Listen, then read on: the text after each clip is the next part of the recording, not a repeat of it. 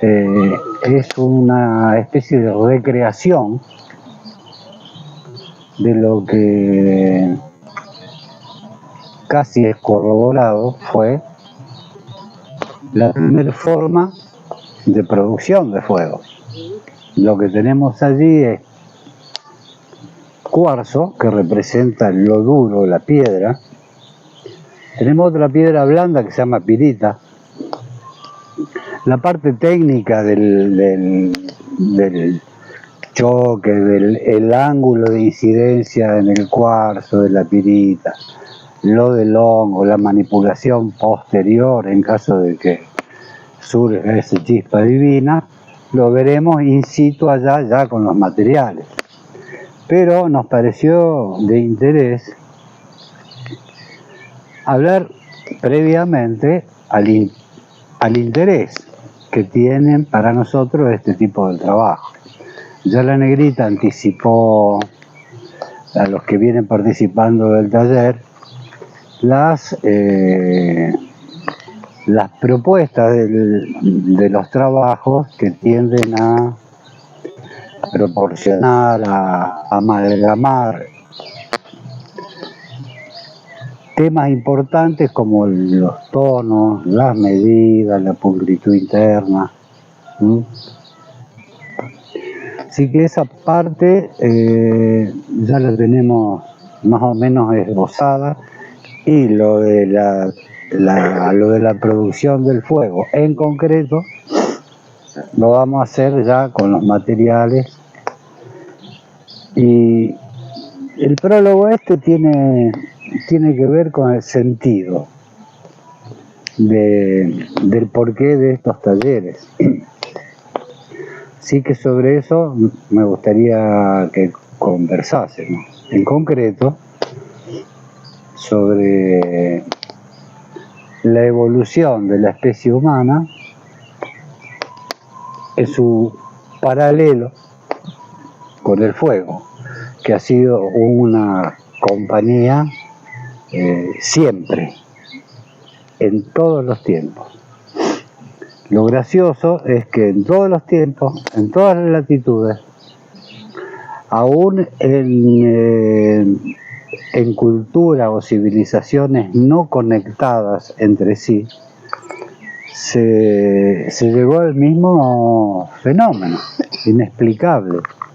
No es esa idea antropológica que explican de un modo facilista de que alguien en un momento descubrió el fuego y ahí se desparramó a otras civilizaciones hasta abarcar todos los... Un fenómeno parecido ocurre con la alquimia. Se da por supuesto de que nace en tal lugar y se transmite de Babilonia, se lo lleva un poco los árabes a través de África lo llevan a Iberia, y de allí nace la alquimia occidental. No fue así de ningún modo, como no fue así con el fuego. Sin conexión alguna surgieron estas tentativas que nos hace disentir mucho con la visión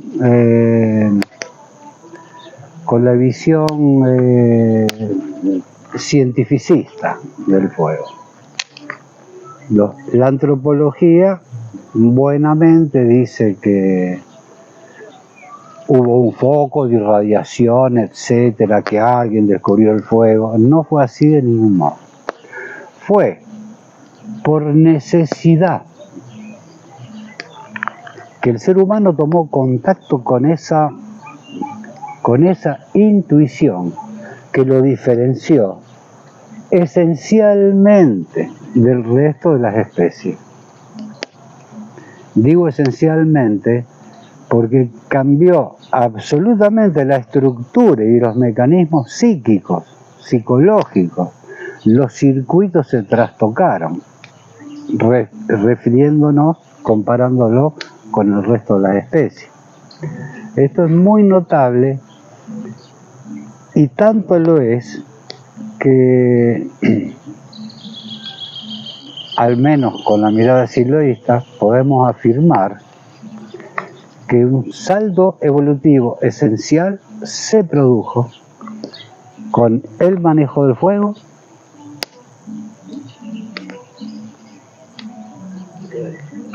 esencial porque se salió de la zoología, salió de lo natural y entró en un terreno que hoy llamamos humano, desconocido, con otras leyes, con otros mecanismos de conciencia, con otros tiempos mentales. Es bueno que hagamos esa revisión. Cada tigre, en un viejo escrito, Silo pone ejemplo, cada tigre es el primer tigre. No hay noción de historicidad. Esa chispa divina produjo ese mecanismo raro, esa intuición, de retardar la respuesta ante el estímulo, que abre el campo a dos cosas importantísimas que nos caracterizan como seres humanos: la libertad de opción ante la respuesta de un estímulo y la posibilidad de diferir la respuesta.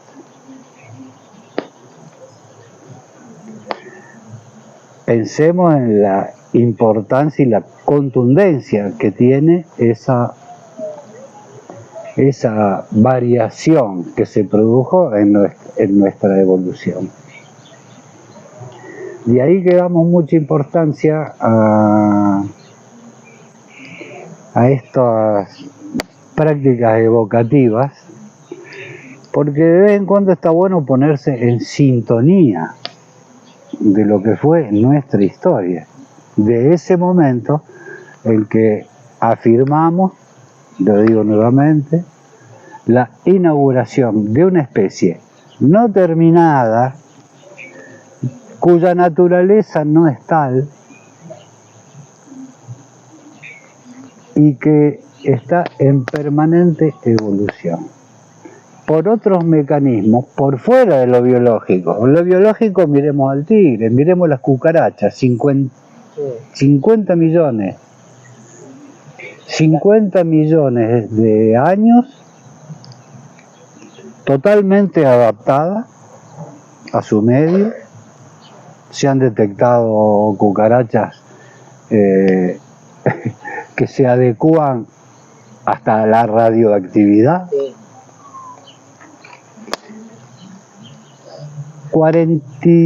50 millones de años, 47 millones de años más que nosotros. Dani, es muy interesante un relato de experiencia de un italiano que vino a presentar acá al parque, estuvo, que él quiso revivir la experiencia del homínida y estuvo 60 días en la montaña. Primero, el primer mes estuvo trasladando el fuego, conservándolo, y estuvo un mes produciéndolo. Entonces decía, bueno, entonces yo tenía que ponerme en la situación de aquel homínida. Entonces no había lenguaje en ese momento. Entonces se tenía que imaginar, vaciar de lenguaje. Y lo que más les costó, decía, fue un mundo sin música. Imaginar, sacarse que existía la música. En ese momento no existía el lenguaje, no existía la música. Es decir, se vaciaba de todo eso hasta llegar a tratar de conectar con ese sentimiento y con esa experiencia de la humanidad, venciendo la resistencia del temor al fuego para poder producirlo. Fue muy conmovedor escuchar la experiencia de... ¿Cómo se llamaba? No me acuerdo, ¿te acordás? Vos estabas también. Sí, sí. Pero fue muy conmocionante. Muy simpático, aquí en el parque fue. Hablaba y se conmocionaba. Se emocionaba, sí. Por esa experiencia. Y me parece que este retiro es interesante si nosotros podemos tratar medianamente, ¿no? Con ese nivel de profundidad el trabajo, pero sí de recrear esa experiencia, ¿no? Esa experiencia humana que es un acto intencional de con algunos elementos poder crear ese fuego. Mi experiencia en estos trabajos es cuando lo pude imaginar adentro, lo pude materializar afuera. Esa chispa divina que prende el honguito, cuando la pude representar adentro, la pude manifestar afuera. Y me parece que ese proceso está muy relacionado con la alquimia. Todo lo que puedo representarme adentro, primero lo represento y después lo creo. Bueno, disculpa la interrupción, pero... ¿Cómo? No es una interrupción, al contrario. Es un agregado interesante. Y ojalá sigamos con esa, porque no es fácil en una visión antropológica explicarnos los fenómenos evolutivos de esta especie. Se habla de la naturaleza del ser humano, después de las críticas de los existencialistas, Jean-Paul Sartre hizo su aporte al describir la no existencia de la naturaleza humana, cosa que nosotros sobre ese hecho enfatizamos mucho, porque no es un ser ya terminado. Precisamente lo único natural que tiene el ser humano es su cuerpo. Lo demás, ¿cómo se define? Muchas de las crisis, sobre todo ya hoy de índole global, debiéramos revisarla, al menos nos proponemos eso, a la luz de la dificultosa definición que hoy podemos hacer del ser humano. No la antiguaya, la especie, que da lugar a todos los abismos, a todos los despelotes, a todo tipo de violencia. Requiere una revisión, esa descripción del ser humano, que para nosotros empezó con un desafío de la especie, con un regalo que no vino de ellos. Después vamos a pegar una vueltita recreativa a uno de mis mitos preferidos, que es el de Prometeo, calculo que lo conocen. Pero interesante destacar la importancia de este fenómeno, de la domesticación del fuego.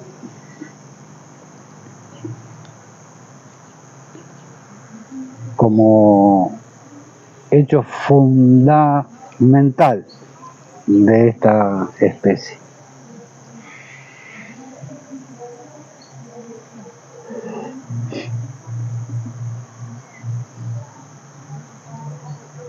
Y hay una conexión que tenemos los seres humanos con el fuego, ¿no? Esa cosa del fuego y las imágenes que nos representa el mismo. Que podemos conectar muchas veces con ese fuego y nos dejamos llevar las imágenes, pueden surgir imágenes muy interesantes en esa conexión. Los mayas, suponte, la civilización maya, se conectaban con el fuego como un mensaje de los dioses con el sol, ¿no? Sí. Y representaba en cierto modo las emociones que había, que sentían a través del fuego y la conexión con los dioses. Y en ese momento era el sol. También lo fue en Egipto, en el culto de Amón. ¿Qué decir de India? ¿Qué decir? En realidad, en todas las civilizaciones encontramos una historia paralela de su evolución con el fuego. Sí, y el fuego como representación de la purificación. Es muy interesante asociar el fuego a la purificación.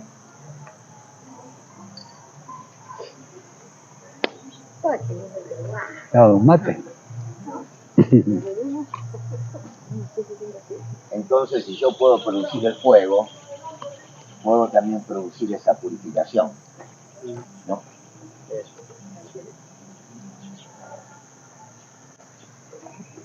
Bueno, cada uno puede ir viendo qué resonancia interna tiene. El fuego inspira. Con el elemento. Inspira el fuego. Inspira. Y también tenemos fuego en el cuerpo. Exacto. En el cuerpo hay fuego, ¿no? La fiebre. Los intestinos, ¿no? Yo siento como mucha relajación cuando contemplo el fuego. Me encanta Sí. estar así y lo podría estar mirando muchas horas seguidas y nunca es el mismo fuego, nunca es la misma llama y nunca es... No, positivo, Tiene vida, exacto. Claro. A mí también me tranquiliza. ¿Viste A que veces sí? no te hace pensar en nada. Mira la llama nomás.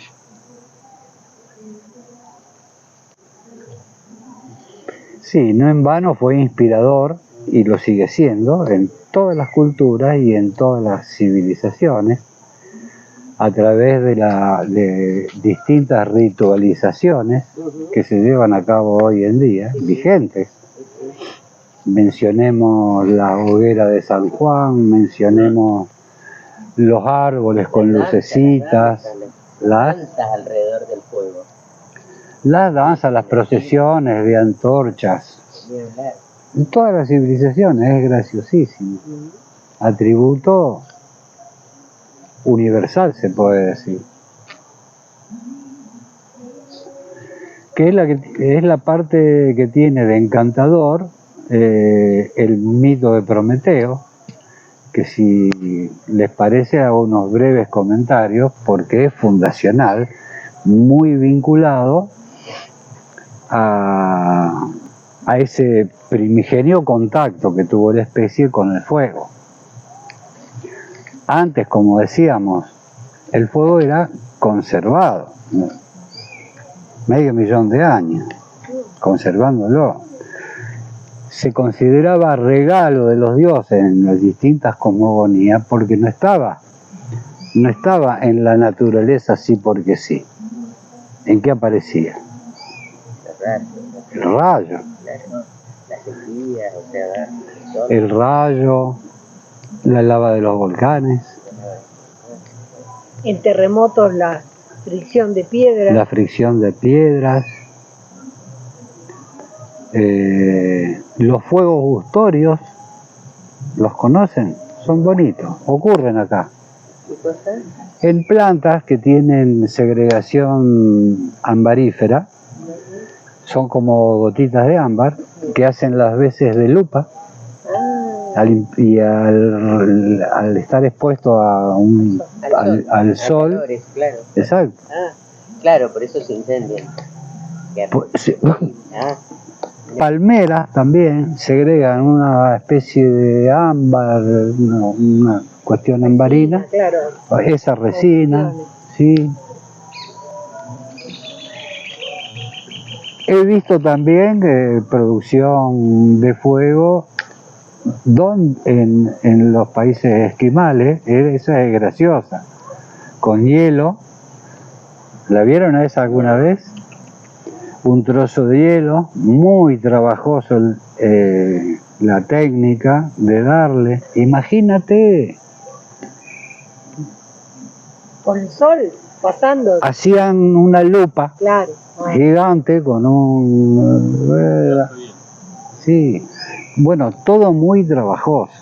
No era que los homínidas salieron a dar un paseíto por ahí y dijeron, mirá fuego, qué bueno, se acercaron. No,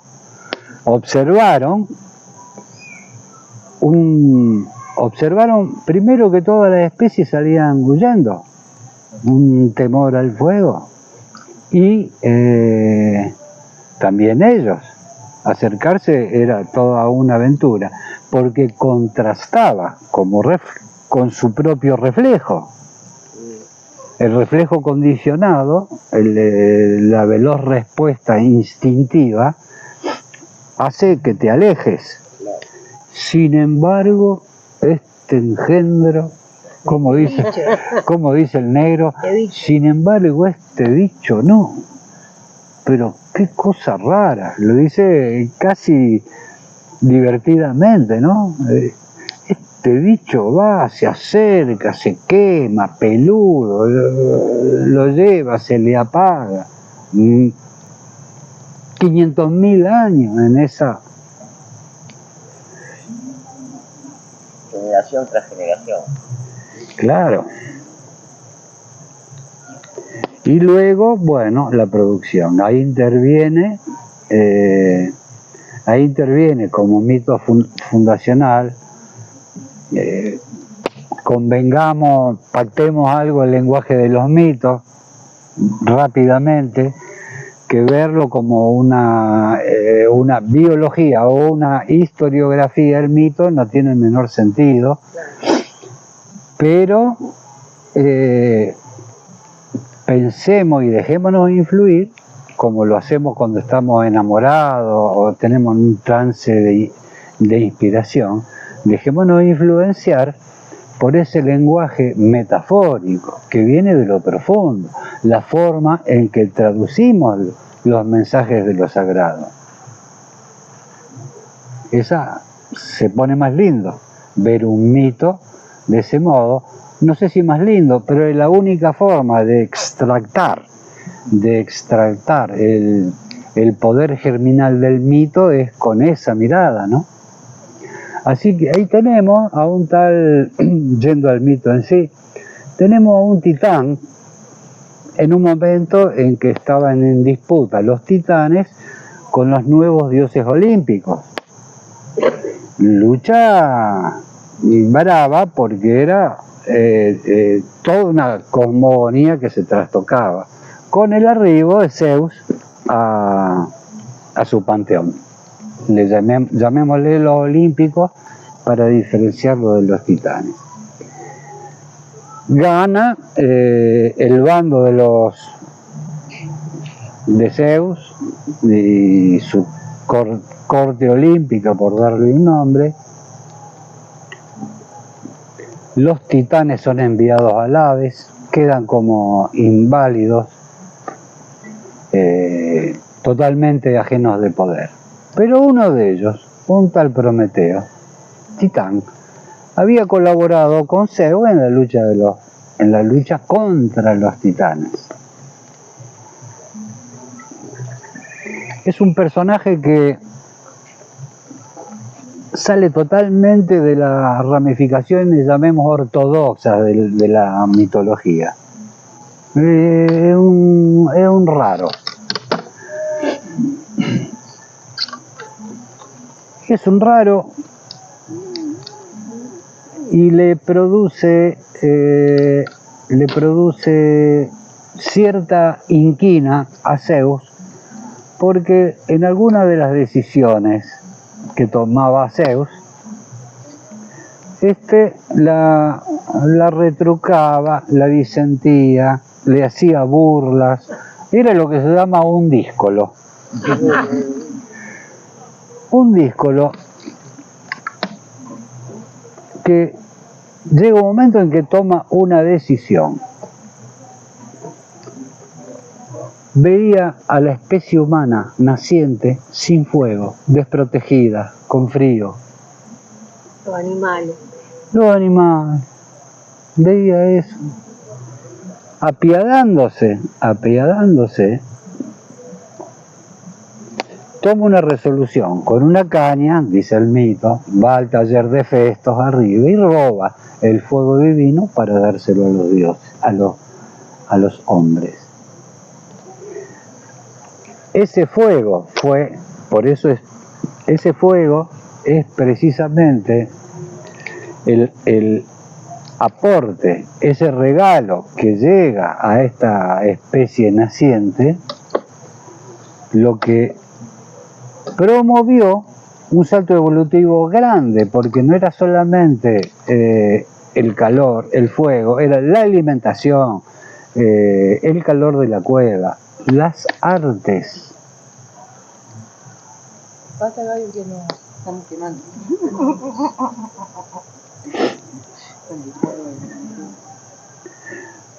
La defensa.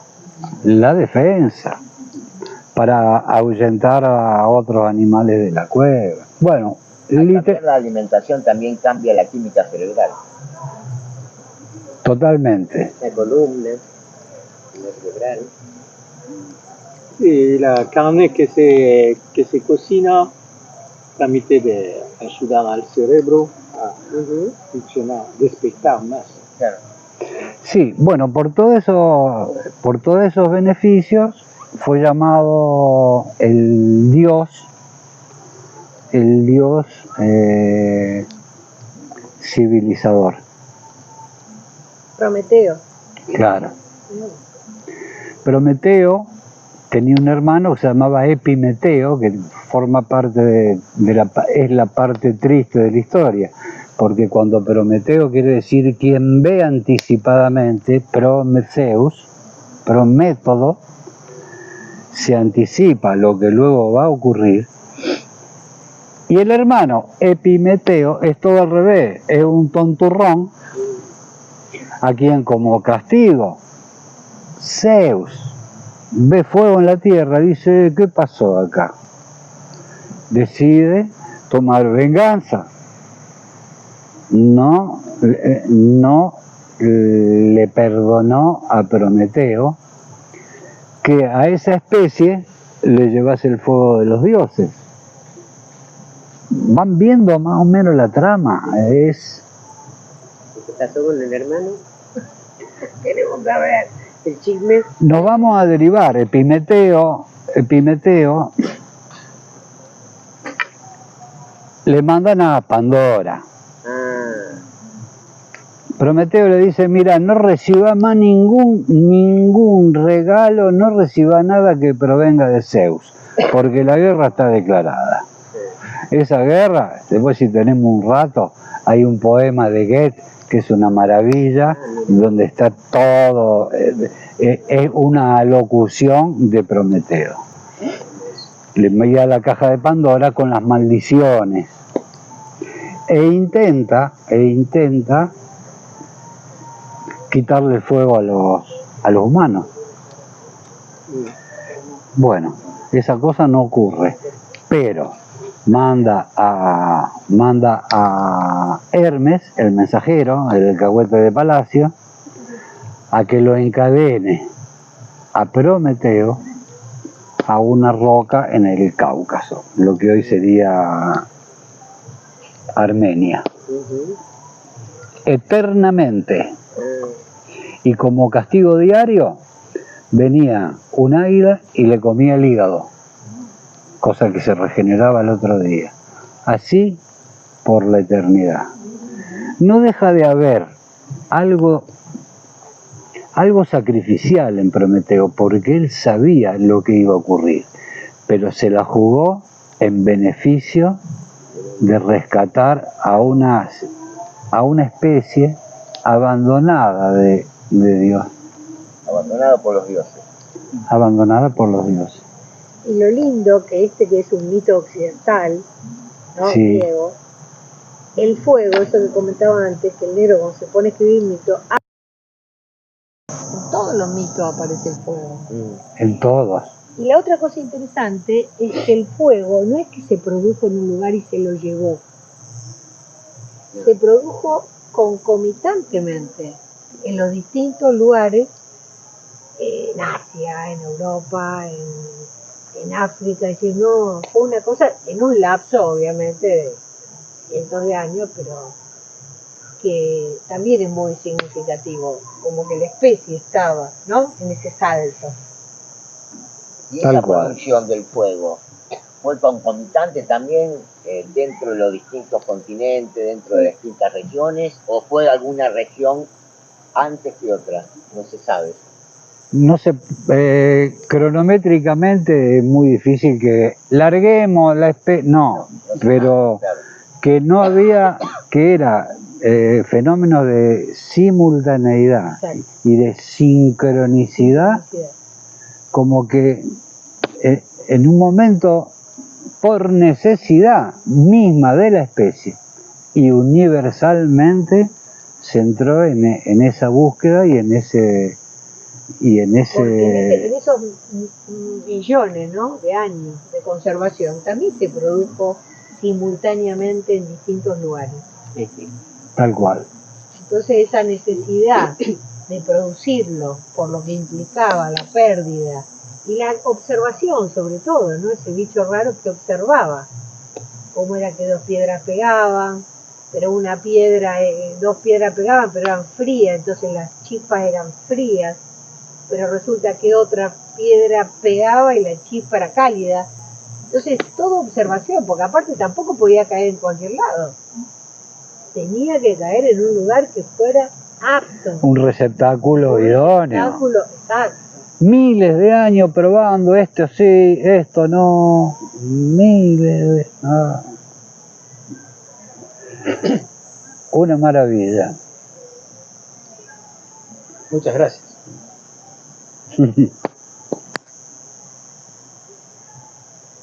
Listo de Prometeo. Finalmente, para que no queden tristes, con Prometeo,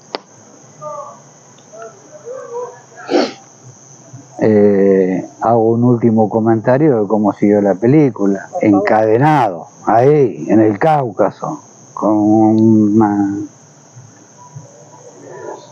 Y aquí, que pasa un momento, pasa por allí en una de sus misiones, Hércules para los romanos, que era un hijo directo de Zeus. ¿Se acuerdan de los 12 trabajos de Hércules, que tiene que ir allá, que el velocino de oro, que matar a la gorgona, que las manzanas, las manzanas doradas en un trabajo? Este hijo directo tiene el buen tino de pasar por donde está Prometeo, encadenado, y le consulta: ¿cómo puedo hacer para llegar y solucionar este desafío de encontrar la manzana de la Hespérides? Y Prometeo le dice: bueno, pero yo estoy acá encadenado, ¿qué me...? Pero tal era el deseo de él culminar ese trabajo, que le pide a Zeus que, mira, me va a dar una mano, pero liberame. Era tan grande la bronca que tenía Zeus que él mismo había jurado por la eternidad dejarlo encadenado en la piedra del Cáucaso. Pero dadas las circunstancias, dice: bueno, más sí. Y lo sueltan, y ahí alegóricamente, esto es muy divertido, dice: bueno, lo lleva a Hefesto, el artesano, y para no dejar de cumplir la promesa de que iba a estar encadenado, le deja un anillito con una cadena y una piedrita. Díganme, o sea que él siguió. Bueno, esas son las ventajas de tener dioses antropomórficos. Para no decir que retrocedía. No, claro, él se mantuvo en sus 13, cumplió la promesa. Bueno, y luego viene la historia del diluvio, pero ya está encaminada la nueva civilización, ya dispone de nuestro amado fuego y se entró en una etapa misteriosa, complicada, que recién empieza. Sí, 500.000 de años. ¿Qué es eso? Claro. Muy bien, muchas gracias. Nada. Muchas gracias, de verdad. A vosotros. Gracias, Prometeo. Yo disfruto tanto con esto que no les rechazo las gracias. No, recibí. Muchas gracias, verdad.